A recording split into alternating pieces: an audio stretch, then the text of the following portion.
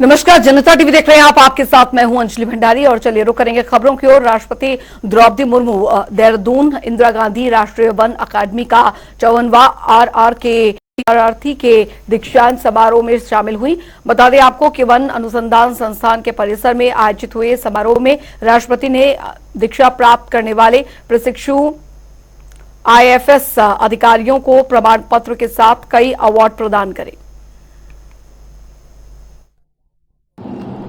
देवियों और स्वजनों, national forest academy की पर्यावरण के क्षेत्र में अत्यंत महत्वपूर्ण भूमिका रही है। पर्यावरण एवं जंगलों की महत्ता के बारे में पिछले सप्ताह उच्चतम न्यायालय ने एक महत्वपूर्ण बात कही है, and I quote, human beings indulge themselves in selective amnesia when it comes to faith on the significance of forest. It's the spirit of the forest that moves the earth. Unquote. जंगलों के महत्व को जानबूझकर भुलाने की गलती मानव समाज कर रही है। हम एक भूलते जा रहे हैं कि वन हमारे लिए जीवन दाता है। यथार्थ यह है कि जंगलों ने ही धरती पर जीवन को बचाए रखा है। आपके पास जंगलों के संरक्षण, संवर्धन एवं पोषण की जिम्मेदारी है। मुझे पूर्ण विश्वास है कि आप अपने इस अप्रतिम दायित्व के प्रति सजग और सचेत होंगे एवं पूर्ण निष्ठा से अपने उत्तरदायित्व का निर्वहन करेंगे।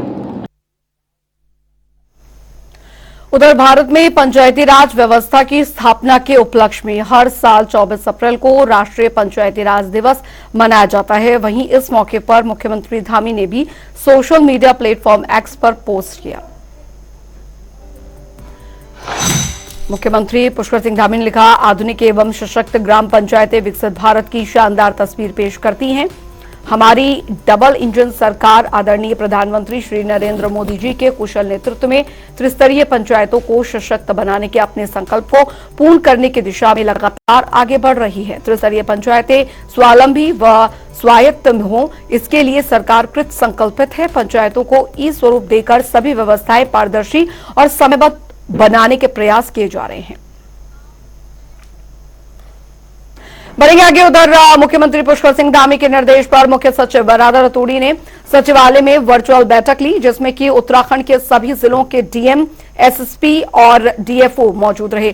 बैठक में जंगल की आग की रोकथाम के लिए किया जा रहे प्रयासों की समीक्षा की गई। इस दौरान मुख्य सचिव ने निर्देश दिए कि जंगलों में आग से बचने के प्रयासों में किसी भी स्तर पर कोई भी कमी न हो।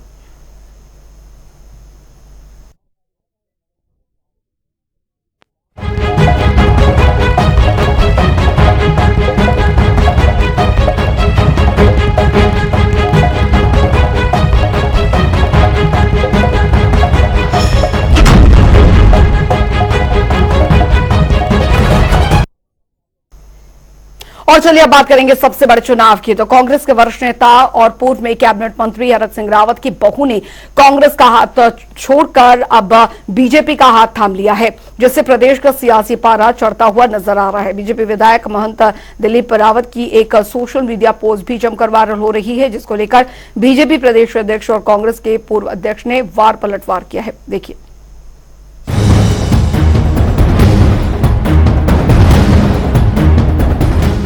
बीते रोज कांग्रेस नेता हरक सिंह रावत की बहू अनुकृति गोसाई बीजेपी में शामिल हुई। बीजेपी प्रदेश अध्यक्ष महेंद्र भट्ट ने बीजेपी का पटका पहनाकर पार्टी की सदस्यता दिलाई। इसके बाद अनुकृति ने प्रदेश अध्यक्ष महेंद्र भट्ट और मुख्यमंत्री पुष्कर सिंह धामी का आभार व्यक्त किया।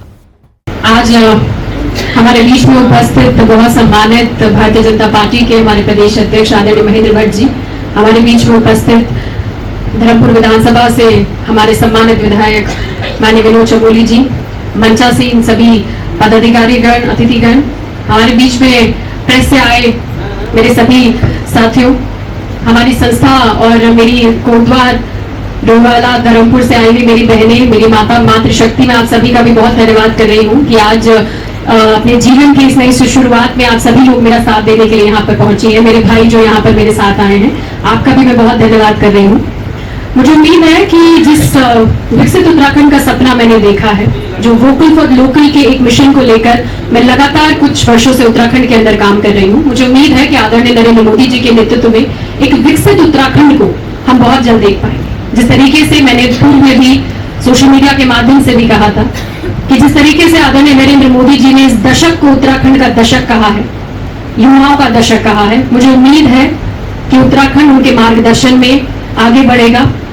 हमारे बहुत सम्मानित प्रदेश के मुख्यमंत्री बड़े भाई पुष्कर सिंह धामी जी के नेतृत्व में आगे बढ़ेगा। आदरणीय महेंद्र भट्ट जी के नेतृत्व में सानिध्य में जिस तरीके से आज उत्तराखंड प्रगतिशील है, मुझे उम्मीद है कि हम सभी लोग मिलकर अपने उत्तराखंड को एक नई दिशा दशा दे पाएंगे और आगे बढ़ाने के लिए जो भी योगदान हम सबसे हो पाएगा उस योगदान को करने का काम करेंगे। बहुत बहुत धन्यवाद, बहुत आभार। अनुकृति की ज्वाइनिंग के बाद लैंसडाउन से बीजेपी विधायक महंत दिलीप सिंह रावत की एक फेसबुक पोस्ट जमकर वायरल होने लगी है। विधायक ने इस पोस्ट में लिखा, राम तेरी गंगा मैली हो गई, पापियों के पाप धोते धोते। अब क्या नमामि गंगे योजना यहाँ भी शुरू की जाएगी या नहीं? ये पोस्ट विधायक दिलीप सिंह रावत ने प्रदेश अध्यक्ष महेंद्र भट्ट, मुख्यमंत्री पुष्कर सिंह धामी, कैबिनेट मंत्री सौरभ बहुगुणा, कैबिनेट मंत्री सुबोध उनियाल, मंत्री धन सिंह रावत, मंत्री सतपाल महाराज, मंत्री रेखा आर्य, पूर्व मुख्यमंत्री और हरिद्वार से लोकसभा प्रत्याशी त्रिवेंद्र सिंह रावत को टैग की। पोस्ट को अनुकृति गोसाई की ज्वाइनिंग से जोड़ा जा रहा है। इस पोस्ट को इसलिए भी जोड़ा जा रहा है क्योंकि बीजेपी विधायक महंत दिलीप सिंह रावत पहले भी हरक सिंह रावत का विरोध कर चुके हैं। चूंकि अनुकृति गोसाई उनके खिलाफ कांग्रेस पार्टी से चुनाव लड़ी थी। साथ ही जब विधानसभा 2022 चुनाव के दौरान हरक सिंह रावत और उनके बहू की बीजेपी में शामिल होने की चर्चा थी, तब भी दिलीप सिंह रावत ने खुलकर विरोध किया था। अब इसको लेकर भी प्रदेश अध्यक्ष महेंद्र भट्ट की प्रतिक्रिया कुछ इस तरह आई है। उन्होंने कहा कि जब घर में नई नई बहू आती है तो उन्हें एडजस्ट करने में थोड़ा समय लगता है, बाद में सब परिवार के सदस्य बन जाते हैं। देखो, जब पार्टी में लोग आते हैं तो कुछ लाभ होता, कुछ कार्यकर्ता नाराजगी होती है। धीरे धीरे जो व्यक्ति पार्टी में आता है उसको परिवार का सदस्य मानने में कुछ समय तो लगता ही है। घर में भी जब नई दुल्हन आती है तो थोड़ा समय लगता है घर में एडजस्टमेंट होने के लिए, लेकिन देर से फिर घर उसे अपना ही मानता है, परिवार उसे अपना मानने लगता है। और यही क्या है कि बड़ी संख्या में लगभग 15,000 की संख्या में लोग हमसे जुड़े हैं। और एक घर का अगर 4 वोट भी होंगे तो 15 चौको 60,000 नया मतदाता हमारे साथ बीजेपी पक्ष में आया, जिसने कि दूसरे दल को पढ़ना था। तो हमारा काम करने की पद्धति है, पार्टी की रणनीति होती है, वो रणनीति को हमको इम्प्लीमेंट करना पड़ता है। कांग्रेस नेत्री अनुकृति की बीजेपी में ज्वाइनिंग को लेकर कांग्रेस के पूर्व अध्यक्ष और वरिष्ठ नेता प्रीतम सिंह ने कहा कि बीजेपी में बहुत साथी गए हैं, जिससे बीजेपी के लोग भी खुद को असहज महसूस कर रहे हैं। साथ ही जो लोग बीजेपी में शामिल हुए हैं वे भी खुद को असहज महसूस कर रहे हैं, जिससे आने वाले दिनों में रिवर्स पलायन होगा। अब इसके बारे में मैं कोई बात कहूं तो कदापि उचित नहीं है। ये बात तो आपको जिन लोगों ने भाजपा को ज्वाइन किया है उनसे पूछनी चाहिए। नहीं, देखिए, मैंने पहले ही आपको कहा कि भाजपा में बहुत सारे साथी गए हैं और आज की तारीख में भाजपा के लोग भी अपने आप को असहज महसूस कर रहे हैं और जो लोग गए हैं वो भी अपने आप को असहज महसूस कर रहे हैं और निश्चित रूप से रिवर्स पलायन होना है। कांग्रेस नेता हरक सिंह रावत और उनके करीबियों पर हो रही सीबीआई और ईडी की कार्रवाई को लेकर भी अनुकृति की ज्वाइनिंग बीजेपी से जोड़कर देखी जा रही है। सोशल मीडिया पर इस तरह की भी पोस्ट लोग कर रहे हैं कि क्या पाप धुल गए हैं।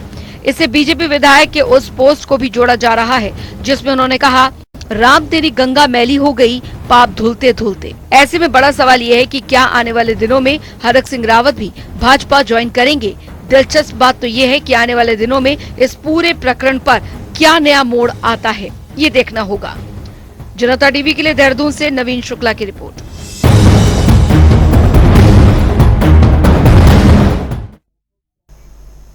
उधर आपको बता दें कि उत्तराखंड की 5 लोकसभा सीटों पर पहले चरण में ही मतदान हो चुके हैं और इसके बाद बीजेपी की ओर से कई वरिष्ठ नेता अन्य राज्यों में होने वाले चुनाव प्रचार में शामिल होंगे।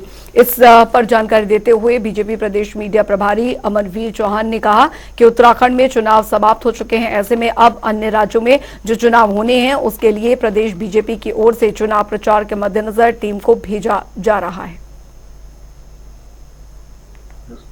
हमारे राज्य में प्रथम चरण के चुनाव में 5 सीटों पर चुनाव हो चुके हैं और अन्य राज्यों में अन्य चरणों में जो चुनाव होने, उसके लिए उत्तराखंड बीजेपी से अन्य राज्यों में चुनाव प्रबंधन की दृष्टि से और चुनाव प्रचार की दृष्टि से एक टीम को भेजा जा रहा है। इसमें हिमाचल में जो 4 सीटें लोकसभा की हैं, उसमें प्रत्येक विधानसभा सीट पर हमारे उत्तराखंड से कोई वरिष्ठ नेता वहां पर चुनाव प्रबंधन दृष्टि से और चुनाव प्रचार की दृष्टि से भेजे जा रहे हैं। लगभग 100 लोग हिमाचल और अन्य राज्यों में भी चुनाव प्रचार के लिए हमारे राज्य से आने वाले हैं। और रुक करेंगे, इस बीच आ रही है एक बड़ी खबर की और बड़ी जानकारी आ रही है, वो आपको बता दें। तो बड़ी खबर, बड़ी जानकारी देहरादून से, जहां पर 4 धाम यात्रा के लिए ऑनलाइन पंजीकरण में तेजी देखी जा रही है। पंजीकरण का आंकड़ा 14 लाख के पार पहुंच गया है। तो कुल 4 धाम यात्रा, अब कल 4 धाम यात्रा के कुल 74,503 जो पंजीकरण हुए हैं। 4 धाम यात्रा के लिए ग्रीन कार्ड भी बन रहे हैं। ग्रीन कार्ड बनाने की प्रक्रिया में भी तेजी यहां पर देखने को मिल रही है।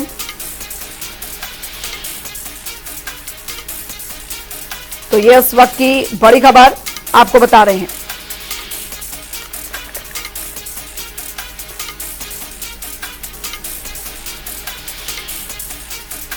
तो 4 धाम यात्रा के लिए ग्रीन कार्ड भी बन रहे हैं, जिसमें तेजी यहां पर देखने को मिल रही है। बड़ी खबर, ग्रीन कार्ड बनाने की प्रक्रिया तेज कर दी गई है। देहरादून से बड़ी खबर, टैक्सी, जीप, बस, मिनी बस के लिए ग्रीन कार्ड जो है वो बनाए गए। 4 धाम यात्रा के लिए ऑनलाइन पंजीकरण में तेजी लाई गई है।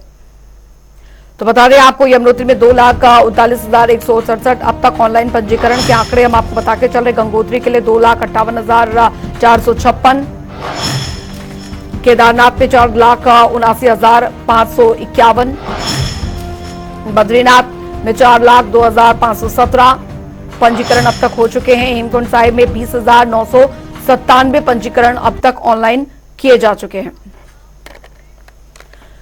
उधर उत्तराखंड सरकार भी व्यवस्थाओं को दुरुस्त करने में जुट गई है। 7 दिन के अंदर 4 धाम यात्रा के लिए लगभग 14 लाख श्रद्धालुओं ने पंजीकरण करा लिया है। इससे यह अंदाजा भी लगाया जा सकता है कि इस बार 4 धाम यात्रा के लिए रिकॉर्ड श्रद्धालु पहुंच सकते हैं, जिसको देखते हुए 4 धाम से जुड़े अभी जो विभागीय मंत्री अपने अपने स्तर पर मॉनिटरिंग के साथ यात्रा व्यवस्था दुरुस्त करने में जुट गए हैं। वहीं पशुपालन मंत्री सौरभ बहुगुणा ने कहा है कि अभी तक 8,000 घोड़े खच्चरों का रजिस्ट्रेशन हो चुका है। रुद्रप्रयाग से केदारनाथ जाने के लिए एक दिन की लिमिट 4,000 रखी गई है और साथ ही जो व्यवस्थाएं पिछले साल की गई थी उनको भी और बेहतर बनाया जाएगा। हमारे डीएम उत्तरकाशी और रुद्रप्रयाग और उसके साथ साथ हमारे चमोली और उसके साथ हमारे सारे विभाग के अधिकारी यहाँ पर मीटिंग में रहेंगे। लगातार हमारी कोशिश यही रहेगी कि जो व्यवस्थाएं हमने पिछली बार भी खड़ी करी थी घोड़े खच्चरों के लिए, श्रद्धालुओं के लिए, वो व्यवस्थाओं में और सुधार किया जाए। इस बार जो है हमारे विभाग के माध्यम से 11 करोड़ रुपए हमने वहाँ पर और स्वीकृत किए थे, जिसका लगभग काम कंप्लीट भी हो गया। एक नया टीन शेड, एक नई घोड़ों के आराम करने के लिए और एक पार्किंग के लिए वहाँ पे एक नया व्यवस्था खड़ी करी गई है। उसी के साथ साथ हमारे पास डॉक्टरों की जो कमी थी वो पूर्ण रूप से कंप्लीट कर ली गई है। छोटे छोटे कैंप हमने पहले से गांव में लगाने शुरू कर दिए थे ताकि घोड़ों का रजिस्ट्रेशन में आसानी हो। नवीन संवाददाता हमारे साथ इस बीच जुड़ गए हैं इस खबर पर ज्यादा जानकारी के साथ। नवीन, 4 धाम यात्रा को लेकर तैयारियां जो हैं वो पूरे युद्ध स्तर पर चल रही है। ऑनलाइन जो रजिस्ट्रेशन है, जो पंजीकरण है वो यहां पर हो रहे हैं, रिकॉर्ड रजिस्ट्रेशन यहां पर किए जा रहे हैं। लेकिन अगर बात व्यवस्थाओं की वहां पर की जाए, क्योंकि दुनिया भर से श्रद्धालु जो है वो यहाँ पर 4 धाम की यात्रा में शामिल होने के लिए पहुंचते हैं, किस तरीके की व्यवस्था इस बार है, पहले के मुकाबले किस तरीके से बेहतर व्यवस्था जो है 4 धाम यात्रा और रूट्स पर की गई है प्रशासन द्वारा? जी उत्तराखंड जो 10 मई से 4 धाम यात्रा शुरू हो रही है, इसको लेकर सरकार पूरी तरीके से अपना तैयारी में लगी हुई है। शासन और प्रशासन की बात की जाए तो तैयारियों को अंतिम रूप देने का काम किया जा रहा है। इसके साथ ही सबसे बड़ी बात यह है कि जो घोड़े खच्चरों का जो रजिस्ट्रेशन होता है उसके लिए अलग एक पॉइंट बनाया गया है। साथ ही व्यवस्थाओं में किसी भी प्रकार का व्यवधान न आने पाए, इसका विशेष रूप से ध्यान रखा गया है। अगर स्वास्थ्य सचिव की बात करें तो स्वास्थ्य सचिव ने अभी अधिकारियों के साथ बैठक की थी। उन्होंने साथ साथ निर्देशित किया है कि जो 4 धाम यात्रा में जो श्रद्धालु आ रहे हैं उन्हें स्वास्थ्य संबंधी किसी प्रकार की परेशानी न आने पाए, इसका विशेष रूप से ध्यान रखा जाए। क्योंकि पिछली बार अगर यात्रा की बात की जाए तो कई ऐसी समस्याएं आ रही थी, स्वास्थ्य से संबंधित चाहे हार्ट से संबंधित ऐसी समस्या आ रही थी। जो बुजुर्ग यात्री हैं उनका विशेष रूप से ध्यान रखा जाए। और साथ ही भी एसओपी की बात की जाए, जो गाइडलाइन की बात की जाए, उसका विशेष रूप से ध्यान रखा गया है। करीब 11 भाषाओं में एसओपी बनाने की तैयारी की गई है। अन्य राज्यों की लैंग्वेज में भी इसका इस्तेमाल किया गया है। तो अन्य राज्यों से श्रद्धालु आ रहे हैं जिन्हें हिंदी समझ में नहीं आती है, उनके लिए अलग भाषा, उनकी भाषा में एसओपी बनाने का काम किया जा रहा है। तो इससे कुल मिलाकर अगर कहा जाए तो तमाम सारी जो व्यवस्थाएं हैं उसे दुरुस्त करने का काम किया गया है। इसके साथ ही सबसे बड़ी बात यह है कि 50 जो ऐसे पॉइंट बनाए गए हैं जहां पर लोगों की स्क्रीनिंग होगी। साथ ही अगर बात की जाए तो 24 जो पैरामीटर की व्यवस्थाएं भी की गई है, तो इसको देखते हुए तमाम सारी व्यवस्थाएं को दुरुस्त करने का काम किया गया है। सबसे बड़ी बात यह है कि चारधाम यात्रा में जो श्रद्धालु आते हैं उन्हें स्वास्थ्य संबंधी दिक्कत आती है, ऊपर ऑक्सीजन की कमी होती है। इसको लेकर भी ऑक्सीजन सिलेंडर वहां पे पर्याप्त मात्रा में पहुंचाने का काम किया जा रहा है। और साथ ही चिकित्सकों से यह भी कहा गया है कि जो चिकित्सक चारधाम यात्रा में अपनी सेवाएं देना चाह रहे हैं वो अपना जो रजिस्ट्रेशन है उसे करवाने का काम करें। तो कहीं ना कहीं आपकी बार जो स्वास्थ्य व्यवस्था है उसे दुरुस्त करने का काम किया गया है।